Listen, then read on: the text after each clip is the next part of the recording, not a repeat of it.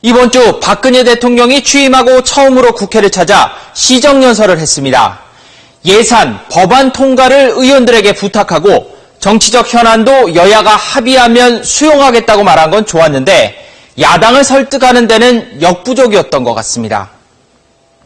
국회를 찾은 박근혜 대통령이 던지는 메시지가 무엇일까 정치권의 관심이 집중됐는데요. 국가기관 대선 개입 의혹 등 정치적 현안에 대해서도 여야가 합의하면 따르겠다고 밝혔습니다. 무엇이든 국회에서 여야가 충분히 논의해서 합의점을 찾아주신다면 저는 존중하고 받아들일 것입니다. 현재 국회에서 논의되는 국정원 개혁특위, 특별검사제 같은 예민한 사안도 여야가 합의하면 수용하겠다는 걸로 해석됩니다. 대통령이 돌아가기 무섭게 여당은 긴급 최고위원회의를 열어 국정원 개혁특위 구성은 수용하기로 했다고 밝혔습니다. 단 국회를 정상화시킨다는 단서를 달기는 했습니다. 하지만 야당은 특검 도입 없는 특위 구성은 무의미하다며 여당안을 거부했습니다.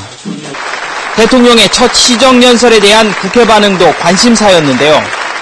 야당 의원들은 박 대통령이 입장할 때는 대부분 기립했지만 퇴정할 때는 일어나지 않았습니다. 연설 도중 새누리당 의원석에서는 박수가 35번 나왔지만 야당 의원들은 침묵했습니다. 통합진보당 의원들은 마스크에 피켓을 들고 정당 해산 심판 청구에 항의했습니다. 국회 인준이 필요한 황찬현 감사원장에 대한 임명 동의안을 어떻게 처리할지 여전히 안개 속입니다. 민주당은 황교안 법무장관 해임 건의안을 제출해놨는데 이걸 같이 묶어서 상정하려는 시도도 있었지만 결국 결론에 도달하지 못했습니다. 황찬현 감사원장 후보자에 대한 임명동의안의 대응카드 성격으로 민주당은 황교안 법무장관 해임 건의안을 꺼내들었습니다. 국가정보원 대선 개입 의혹 수사에 외압을 행사했다는 게 이유인데요. 이렇게 두 안건이 같이 국회에 제출되다 보니 이걸 한꺼번에 상정하자는 협상안까지 나왔습니다. 그런데 표결 순서가 문제였습니다.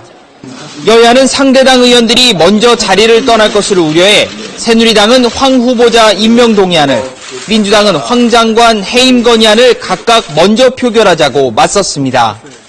민주당에서는 황교안 법무장 해임안을 빨리 먼저 처리해달라는 요구를 했었고, 또 여당에서는 황찬현 감사원장에 대한 임명동의안을 먼저 처리해야 된다 이런 의견이 있었습니다.